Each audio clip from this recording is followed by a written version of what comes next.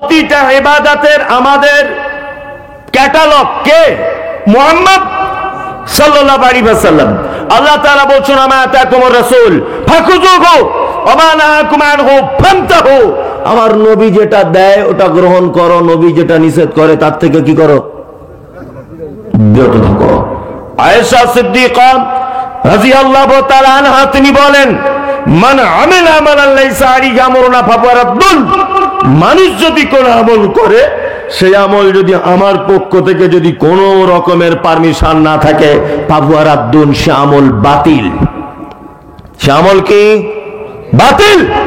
তার মানে আমাদের আমল করার আগে দেখতে হবে এই আমলটা মুহাম্মদ সাল্লাল্লাহু আলাইহি ওয়াসাল্লাম করেছিলেন কি না। তবে এখন আবার দেখার সুযোগ নাই। দেখার সুযোগ আছে? একটা হুজুর তাবিজ দিচ্ছে, একটা জেনারেল শিক্ষিত ছেলে, আমি বলেছি মুমতাজুল ইসলাম তাবিজ দেওয়া শিরক, হারাম, নিষিদ্ধ, চলবে না। ও এটা শুনে হুজুরকে জিজ্ঞেস করছে, হুজুর আপনি যে তাবিজ দিচ্ছেন, আর মতি মাদানি, মুমতাজুল ইসলাম, বদরুদ্দোজা নাদবি, এরা যে বলছে তাবিজ দেওয়া যাবে না। তখন হুজুর ওকে চমকে দিয়ে বলে, চাই তুমি কি মাদ্রাসায় পড়া ছাত্র? হুজুর না, মাদ্রাসায় পড়ি না। যা বলবো তাই শুনবে, আলেমদের উপরে কথা বলবে না। তার মানে ওর ভালো মন্দ যাচাই করার ক্ষমতাটাও কি করলো? বাতিল করে দিল। কি বলছে বুঝতে পারছো? এগুলো করে কি করে না? শুধু একটা কথা বলে, তুমি জেনারেল লাইনের ছাত্র, তুমি কি বোঝো? আমি একটা গল্প বলি, তাহলে বুঝতে সুবিধা হবে কেমন সমাজ তৈরি করেছে। একটা লোক গরু চেনে না, গরু কি বললো বুঝলেন? আমেরিকায় থাকতো। তা আমেরিকা থেকে বাড়ি এসেছে 30 বছর পর, কোটি কোটি টাকার মালিক। তো ওর এখন ইচ্ছা হয়েছে একটু গরুর দুধ খাওয়া, ইচ্ছা হয়েছে। এখান থেকে এখানে গরু হাট কোথায় আপনাদের আশেপাশে? রসাখোয়ায় গরু হাটে একটা গরু কিনতে যাচ্ছে দুধের জন্য। তো বাড়ি থেকে যখন টাকা নিয়ে বার হচ্ছে, তখন ওর গ্রামের এক বন্ধুর সাথে দেখা, তার নাম শফিকুল। শফিকুল বলছে, আরে আশরাফুল, আমেরিকা থেকে এসে কোথায় যাচ্ছ? বলছে, ভাই একটু গরুর দুধ পান করার খুব ইচ্ছা, খাঁটি গরুর, ওই জন্য একটা দুধের গাই কিনতে যাচ্ছে। তখন শফিকুল বলছে, তুমি কি গরু চেনো? গরু চেনো তো? বলছে, তা তো ভাই ভালো চিনি না। বলছে, কেনার আগে লেজ তুলে দেখো কি গরু। এবারে ও হাটে গেছে, গরু হাটে। সমাজ কিভাবে চালাচ্ছে? গরু হাটে যাবার পরে দেখছে একটা বলদ গরু, নাদুস নুদুস চেহারা। বলদ গরু বুঝেন? এড়ে গরু, আড়িয়া গরু, খুব নাদুস নুদুস চেহারা। ও গিয়ে আমেরিকার লোকটা বলছে, আরে ভাই গরুর দুধ হয় কত? তখন ব্যবসাদার ভাবছে, সারা চামারের বেটা, চামার আজকে হাটে এসেছে, সারা গরু চেনে না, এড়ে গরু আবার জিজ্ঞেস করে দুধ কতটা হয়? হ্যাঁ, এটা কি কোনো কথা? তখন ও দেখছে তো মূর্খ কাস্টমার। তখন গরুর মালিক বলছে, আগে 24 কেজি হতো, বাছুরটা বড় হয়ে গেছে তো 12 কেজি হয়, বুঝলেন? তখন বলছে 12 কেজি, সারা কিনেই 12 কেজি দুধ, তো এই গরু নিতেই হবে। নিয়ে মোটামুটি বলছে, ভাই দাম কত? বলছে 42,000। বলছে, না 40,000 নাও। বলছে, হ্যাঁ দিয়ে দাও। দাম 26,000। এটা গরুর দাম কম। এখন ও 40,000 টাকা গুনে দিয়েছে। গুনিয়ে দেওয়ার পর আমেরিকার লোকটা গরু 40,000 দিয়ে দেওয়ার পরে মনে মনে হচ্ছে শফিকুল বলেছিল লেজ তুলে দেখতে। তখন গরুর মালিককে বলছে, ভাই একটু লেজ তুলে দেখা যাবে? বলছে, আস্তাগফিরুল্লাহ, খারাপ জিনিস লেজ তুলে দেখে? খারাপ জায়গায় সব। ওই যে গরুর ওই জায়গাটা কি ভালো জায়গা? লোক দেখলে কি বলবে? তুমি লেজ তুলে দেখতে শিক্ষিত লোক। ও তখন বলছে, হ্যাঁ তা তো ঠিক, তাহলে এত খারাপ নোংরা জায়গা লেজ তুলে আমি যদি দেখি লোক খারাপ বলবে। তো বরঞ্চ এক কাজ করি, বাড়ি চলে যাই। গাড়ি করে গোসাখাওয়া থেকে বাড়ি চলে এলো ভুলকিতে। আর ভুলকিতে বাড়ি রেখেছে, বিয়া গেট লাগানো বাড়ি। গোয়ালা যে দুধ দেয় ওকে কি বলে আপনাদের ভাষায়? গোয়াল। গোয়াল দুধ দুধ এসেছে। গরুর মালিক বলছে, আরে ফটিক গোয়াল, সারা গরু যা কিনেছি না ভুলকির 1 নম্বরের গরু। ও তখন গোয়ালের দরজা খুলে দেখে বলছে, আরে ভাই এ তো বলদ গরু, তো গাই গরু না। তখন আমেরিকার লোকটা বলছে, তার মানে? ও তো শিক্ষিত লোক, তার মানে কি? বলছে, তার মানে এ গরু নাঙল টানে, গাড়ি বহায়, গাড়ি টানে, তো দুধ দেওয়া গরু না। তা ভাই তুমি লেজ তুলে দেখো নি? বলছে, শালা লেজ তুলতে গিয়েছিলাম, মালিক লেজ তুলতে দেয়নি, ওই শালাই সর্বনাশ করে দিয়েছে আমার। তখন বলছিলাম লেজ তুলে দেখবো, বলছে বারবার খারাপ জায়গা দেখো না। তা আমরা যারা অনেক সময় হাদিস কোরআন জানার ব্যাপার আলেম ওলামাদের কাছে যাই না? যাই, কিন্তু আমাদের এত রকম ভাবে মাথাতে টুপি পরিয়ে দিয়েছে যে আমাদের আর লেজ তুলে দেখার ক্ষমতা হচ্ছে না এটা হাদিসে আছে কিনা। হুজুর যা বলছে তাই। এত বড় চিটার হুজুর, হ্যাঁ, সারা জীবন পরের বাড়ি মিলাদ করে, হুজুরের বাড়ি জীবনে মিলাদ হয় না।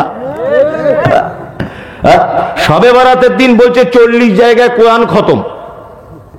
কি বললাম বুঝলেন না? আমার মাদ্রাসায় তো প্রায় 6টা-7টা হাফেজ রাখা আছে শিক্ষক হিসেবে। তা ওদের যদি পড়তে বলা হয় আমার মনে হয় 8 থেকে 10 ঘন্টা লাগবে কোরআন খতম করতে। কি বললাম বুঝলেন? আর ও একটা বাড়িতে যাচ্ছে, হ্যাঁ বাড়ি আছো, হ্যাঁ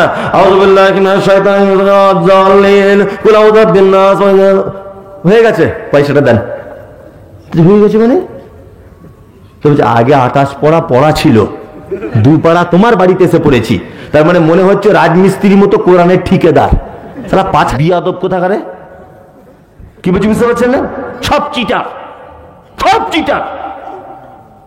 আমল করার আগে আমাদের লেজ তুলে দেখতে হবে আমল মুহাম্মদ সাল্লাল্লাহু আলাইহি ওয়াসাল্লাম করেছিলেন কিনা, দেখতে হবে কি হবে না? হবে। এটা কি মাস চলছে আরবি? শাবান মাস। শাবান মাস গুরুত্বপূর্ণ মাস। আল্লাহ রাসূল সাল্লাল্লাহু আলাইহি ওয়াসাল্লাম সোমবার এবং বৃহস্পতিবার সিয়াম পালন করতেন, কারণ সাপ্তাহিক সোমবার এবং বৃহস্পতিবার একটা মানুষের সাপ্তাহিক যা কিছু করে তার রিপোর্ট পেশ করা হয় আল্লাহর দরবারে।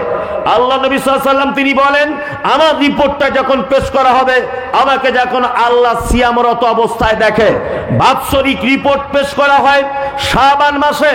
আল্লাহ নবী সাল্লাল্লাহু আলাইহি ওয়াসাল্লাম এই মাসে রমজানের পরে সবথেকে বেশি সিয়াম পালন করতেন, আর একটানা 15 দিন পর্যন্ত সিয়াম পালন করেছেন, মর্মে সহিহ হাদিস দ্বারা প্রমাণ পাওয়া কি যায়। আমরা রোজা রাখতে কেউ জানি না, রোজা রাখতে পারি না শাবানে, কিন্তু শাবানে একটা দিনের অপেক্ষায় বসে আছি, তার নাম শবে বারাত। হ্যাঁ, বুঝতে পেরে গেছি, আর বলা লাগবে না। এইটা বললেই সব লোক পালাবে। আমি ঠিক বলবো, ভয় নেই, ভয় নেই, ভয় নেই, ভয় করি না, আমি ঠিক বলছি। হ্যাঁ, আমরা নফল সিয়াম শাবানে পালন করি না, একটা দিনের অপেক্ষা আছি, তার নাম কি? শবে বারাত। শবে বারাত এটা কি জায়েজ আছে নাকি? সব কথা যে আপনাদের ব্যাপারে বলবো তা নয়। সোশ্যাল মিডিয়াতে এখন লাখ লাখ লোক দেখছে, কিছু বেদাতিরাও আছে, তাদের উদ্দেশ্য আমায় কিছু কথা বলতে হবে, বুঝতে পারছেন না? শবে বারাত এটা জায়েজ হবে কি করে? এই শব্দটাই তো একেবারেই বাজে। আমি মুম্বাইয়ে রমজান মাসে মাদ্রাসার কালেকশনে গেছি, তা মসজিদে শুয়ে আছি, বান্দ্রাতে একটা মসজিদের রাস্তার ধারে, তবলিগ জামাতদের মসজিদ। আমি মশারির ভিতরে আছি, আর মশারির বাইরে আর একটা চাচা শুয়ে আছে, সেও বাঙালি, সেও মাদ্রাসার কালেকশন করতে গেছে। না, আমি মশারির ভিতরে শুয়েছি, ওখানে আমার মেলা বন্ধু বান্ধব ছিল, তারা মশারি দিয়েছে, ওকে মশারি দেয়নি, তো মশায় কামড় খেয়েছে। তা সারির সময়তে একজন উর্দু ভাষী, হিন্দি ভাষী বোম্বাইয়ের লোক ওকে জিজ্ঞাসা করছে, চাচা ঘুম কেমন হলো? হিন্দিতে বলছে, আর ও তো বাংলা পারে, উর্দু হিন্দি তো বুঝে না, বেশি লেখাপড়া জানে না, মাদ্রাসা আদায় টাদাই করে। ও তখন বলছে, ঘুম জিয়াদা হতা হয় লেকিন মশা খুব কামড়াতা হয়। কি বলছি বুঝতে পারছে না? হ্যাঁ, ঘুম জিয়াদা হতা হয়, মশা বহুত কামড়াতা হয়। আচ্ছা বলুন তো এটা কোন ভাষা? কোন ভাষা এটা? মিক্সচার। আমি অবাক, ওই হুজুর যে বারবার বলছে শবে বারাত, এর মাথা থেকে মগজ নাই, তাহলে সব গোবর ভরা, সব ফার্সি শব্দ, মানে রাত। বারাত আরবি শব্দ। কি বললাম বুঝলেন? বারাত কি আরবি শব্দ, আর সব ফার্সি শব্দ, তাই তো? সব মানে রাত, বারাত মানে মুক্তি, মানে মুক্তির রাত, তাই তো? দুই দেশে দু রকমের ভাষা দিয়ে একটা শব্দ হয়। এই কোরআনের ভাষা কি? কথা বলুন। আরবি। ওতে একটাও ফার্সি শব্দ আছে? তেলেগু আছে, মারাঠি আছে, গুজরাটি আছে? নাই। হাদিসের ভাষা কিসের? আরবি। ওতে একটাও গুজরাটি ভাষা পাবেন না, ফার্সি ভাষা পাবেন? পাবেন না। হয়তো হাসিয়াতে কিছু কিছু ফার্সি ভাষা আগেকার দিনে যেগুলো প্রকাশনে পাওয়া গেছে ওইগুলো তো দেখতে পাওয়া যায়, কিন্তু মূল মানে আরবি যে হাদিসটা মাতান, ওতে একটা অন্য কোনো ভাষা নেই। আছে? তাহলে হাদিস আরবি, কোরআন আরবি, শবে বারাত এই শব্দ, এই ভেজাল শব্দ হাদিস কোরআনে থাকে? হ্যাঁ, তার মানে শব্দটারই কোনো অস্তিত্ব নেই, তো সুন্নত দূরের কথা, শব্দটারই কোনো অস্তিত্ব নেই।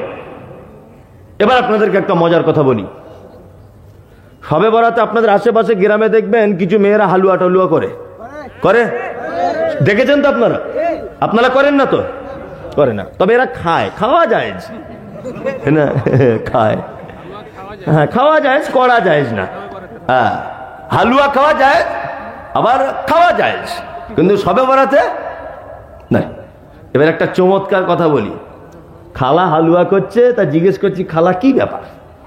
তো বলছে নবীজির দাঁত ভেঙে দিয়েছিল, নবীজি শক্ত জিনিস খেতে পারেনি, নরম নরম জিনিস খেত নবীজি, এই জন্য আমরা আজকে হালুয়া করেছি, সুন্নত পালন করছি। কি বলছি বুঝতে পারছেন? আচ্ছা ভালো কথা, এখানে একটা চমৎকার কথা বলে দিই। সবে বরাত আর কদিন পর, ইউটিউবাররা এগুলো ভালো করে করে নাও, আর কদিন পর, সেটা হচ্ছে এই সবে বরাত শাবানের 14 তারিখ দিবাগত রাত্রি, অর্থাৎ 15 তারিখে, তাই তো সবে বরাত হয়। খালা হালুয়া করেছে কত তারিখে? 15 তারিখ শাবানে। শাবান মাস পূর্ণ হতে কতদিন বাকি? 15 দিন। 15 তারিখে সবে বরাত করেছে, আর 15 দিন বাকি। শাবানের পরের মাসটার নাম কি? রমজান। রমজান মাস কতদিন? 29 বা 30, ধরে নেন 30। তাহলে ওদিকে 30 আর এদিকে 15, কতদিন হলো? 45 দিন, তাই তো? এইবার আপনাদেরকে বলি, রমজানের পরে মাসটার নাম কি? শাওয়াল। কোন মাস? শাওয়াল, যে মাসে আমরা ঈদ করি। শাওয়ালের 1 দিন, 2 তারিখ, 3 তারিখ, 4 তারিখ, 5 তারিখ, 6 তারিখ, 7 তারিখ উহুদের ময়দানে মুহাম্মদ সাল্লাল্লাহু আলাইহি ওয়াসাল্লামকে তীরের আঘাতে দাঁত ভাঙা হয়েছিল শাওয়াল মাসের 7 তারিখে। এ খালা যে হালুয়া করেছে, এ এত বড় শয়তান, আল্লাহর নবীর দাঁত ভাঙার 1 মাস 22 দিন আগে হালুয়া করেছে। এত বড় শয়তানে, এটা সুন্নত তো দূরের কথা, শয়তানি ছাড়া আর কিছু নয়। যারা সবে বরাতে হালুয়া করছেন শয়তানি। আবার দেখবেন মোমবাতি জ্বালাচ্ছে বাড়িতে। কি ব্যাপার? বলছে তোমার খালু আজকে রাতে বাড়ি আসবে কবর থেকে উঠে। দেখতে যেতে দরজা টরজা 3টে, অসুবিধা হয়, মোমবাতি জ্বালিয়েছি দরজায়। ছাদের উপরে কি ব্যাপার? বলছে সিঁড়ি দিয়েও তো আসতে পারে, সিঁড়ি দিয়েও তো আসতে পারে তোমার খালু। খালু ওদিকে নামাজ না পড়ে গেলে কবরে পাছার চামড়া গরম করে দিচ্ছে, আর খালু এদিকে আসবে। হ্যাঁ, এইসব গল্প করে কি করে না? আল্লাহু আকবার, আল্লাহু আকবার। আল্লাহ তুমি আমাদের সঠিকভাবে আমল করা তৌফিক দান করো, আমিন আমিন আমিন। এইবার আপনাদেরকে আমল ইবাদত করার জন্য পৃথিবীতে পাঠিয়েছে, তাই তো? তার মানে ভালো ভালো ইবাদত, ভালো ভালো আমল করা লাগবে। লাগবে কি লাগবে না? লাগবে। আমি 4টে আপনাদের ভালো ইবাদত বা ভালো আমল বলে দেবো, মানবো ইনশাআল্লাহ? ইনশাআল্লাহ, ইনশাআল্লাহ। আল্লাহ তাআলা বলছেন আল্লাযীনা ইউনফিকুনা ফিস-সাররাই ওয়াজ-যাররাই ওয়াল-কাযিমিনাল গায়যা ওয়াল-আফিনা আনিন নাস ওয়াল্লাহু ইউহিব্বুল মুহসিনিন। আল্লাহ তাআলা বলছেন, কি হলো, ভ্যানে খাবার আসছে নাকি? ও, মাঠে খাবার শেষ হয়ে গেছিল। হ্যাঁ যান, আচ্ছা আচ্ছা আচ্ছা, হ্যাঁ আপনারা চলে যাচ্ছেন তো? যান যান, চলেই যখন যাবেন যান, অসুবিধা কিছু নেই। তবে কোরআনের এই 4টি কথা শুনে যাবার অনুরোধ করছি। আমার 12টা পর্যন্ত টাইম, আর 15-20 মিনিট আছে। 15 মিনিট একটু গোলমাল করে কাটিয়ে নেন আল্লাহর রাস্তে। শেষ দুয়াটা বলে যাবো ইনশাল্লাহ। যাবো তো ইনশাল্লাহ? একটু কষ্ট হলেও যান।